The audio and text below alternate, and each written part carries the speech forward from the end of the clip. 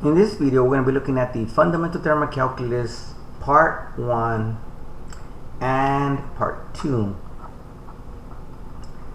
So we already did one of the Fundamental Thermal Calculus, and we did it, when we had bounds, so we wanted to find the area from a certain spot.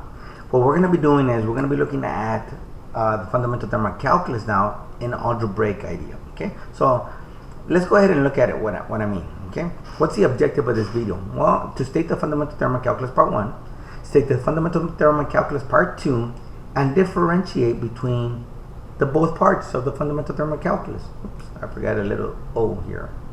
Okay, so let's go ahead and look at the Fundamental Thermal Calculus.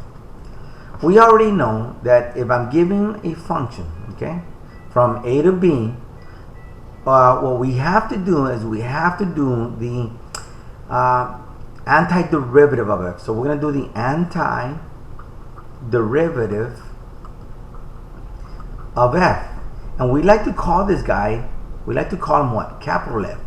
Once we have the capital F, then what do? We're gonna substitute the top bound and then the bottom bound, and we're gonna end up with f of b minus f of a.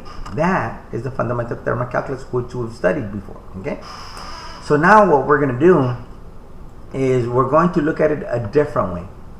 What we're going to look at it is we're going to put the derivative on the outside. So we're saying the derivative of the antiderivative of f of t dt is going to equal to f of x. That's how it's written algebraically. It's a different notation, but it's the same concept. And basically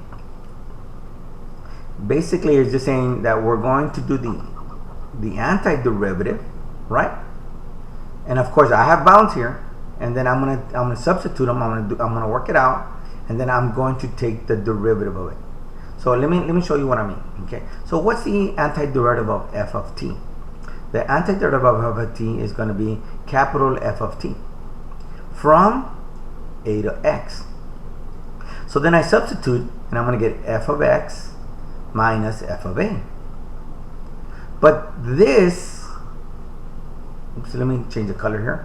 This guy right here is really all of this right here. So what do I have in the front? Now I have the derivative of f of x minus f of a. Well, the derivative of f of x is going to be f of x like this, right? Yes, because remember that's a capital F, and that's the antiderivative of f, and now I'm doing the derivative of the antiderivative. That's f. Now here's where I use some students. F of a is all numbers. Remember that a was a number. So right here, this function is just going to be a big fat number, and the derivative of a constant, according to the integral properties, the derivative of any, the properties of derivatives, the derivatives of a constant is going to be 0, and I'm going to be left with f of x. Okay, so that's the Fundamental Thermal Calculus Part 1. It's a different notation of how we've been studying it.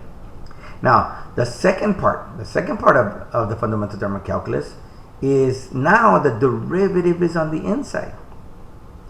If the derivative is on the inside, then this tells me to do this guy right here tells me to do the antiderivative of it. So here's my antiderivative, and then there's my derivative. I do the antiderivative, and then I'm going to substitute the b and the a. And some students always tell me, hey sir, why? They always ask me, why do you not get rid of those? Those are going to be zeros. Well, you need to understand one thing here. The derivative is inside, but then I'm going to do the antiderivative of it. So if it was a constant inside it, when I do the antiderivative, it's going to bring a variable, and I'm going to substitute the constants here into that variable. That's why we have f of b minus f of a. Okay, so basically in the second Fundamental Thermal Calculus, all we do is substitute. That's it. No ifs, ands, or buts about it. You just substitute the top, substitute the bottom. Now this one here, in the first part though, there's going to be an easy way. Okay, I figured this out, and I'll show you the easy way right now. Okay, so let's go ahead and let me go and show you right now. This is the way I teach the Fundamental Thermal Calculus Part 1 when the derivative is on the outside.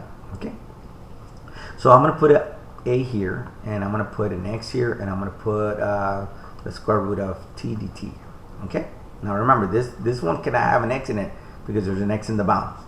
So now what I teach my students is you do the derivative of x. What's the derivative of x? 1. Now you take the x and substitute it into my function. Square root of x. Okay? Minus the derivative of a. What's the derivative of a? 0. And now you take the a and substitute it, and you're going to get the square root of it. But it won't matter because 0 times anything is 0. So I'm left with the square root of x. Now if you want, I'll go ahead and show you what the answer is going to be. Okay, if I do t to the 1/2, I do the antiderivative of that. That's going to be t to the 3/2 divided by 2/3 here from a to x. I plug it in. I'm going to get 2/3 x to the 3/2 minus 2/3 a to the 3/2. Now I'm going to take the derivative with respect to x. This is going to become a big fat 0. So then when I multiply 3/2 and 2/3, that's going to give me 1 x, and then I subtract 1 from that, I'm going to get 1/2.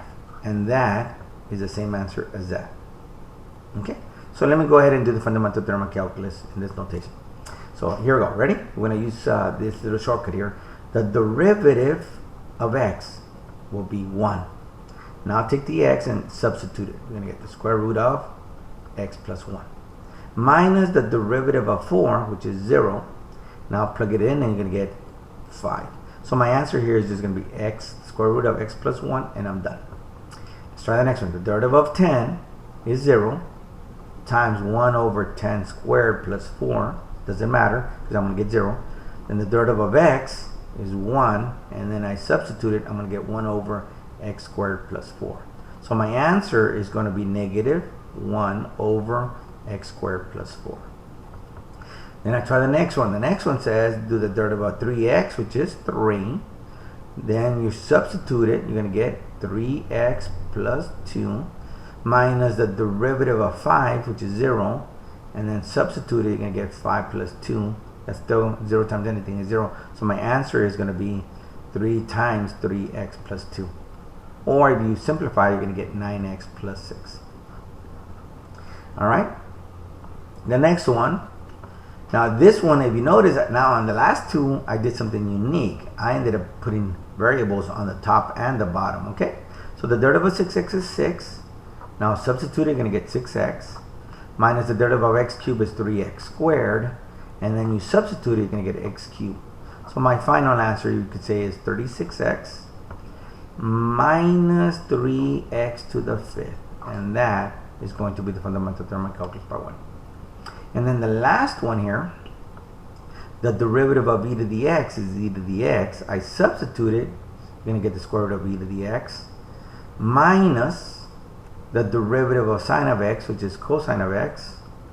And then substitute it, you're going to get the square root of sine of x. And that's the fundamental theorem of calculus part 1. Okay? So those are 5 examples.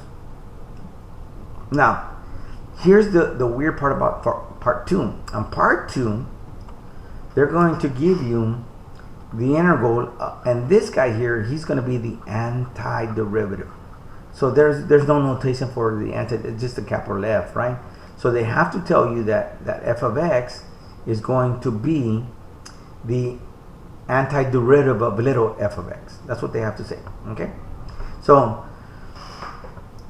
on all these problems, I've stated that capital F is going to be the antiderivative. So then now it's telling me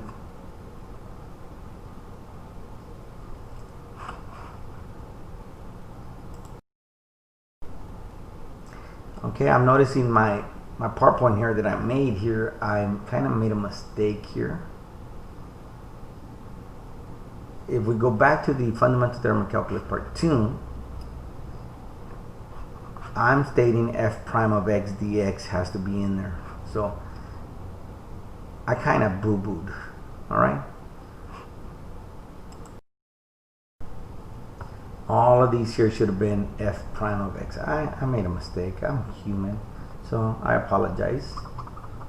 It's f prime of x dx. All of these here should be f prime of x dx.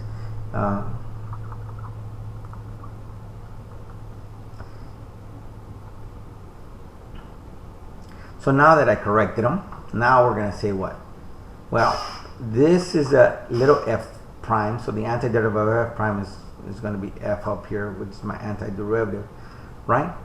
And the antiderivative of that, so all I'm really going to do is just substitute. So I'm really going to have 2 plus 1 minus 0 plus 1. That's going to give me 3 minus 1, which is 2, all right? And then this one, we're also going to do the same thing. So we're going to substitute the p into my antiderivative, which is 2p plus 3 minus, now plug in the 4, you're going to get 2 times 4 plus 3. That's going to give me 2p plus 3, 8 plus 5 is 11, minus 11, which reduces to 2p minus 8. Okay? So in this case here, I'm just substituting the 16, the square root of 16, plus substitute the sign into my antiderivative, and you're going to end up with this. Over here, I have the antiderivative is to be 1 over x, so this is going to be given as 1 over cosine of x minus 1 over e to the x. And one of the things that students will always do is they say, oh, these two are just going to cancel out. Yes, they're going to cancel each other out, the antiderivative and the derivative. Okay. All right, that concludes the video.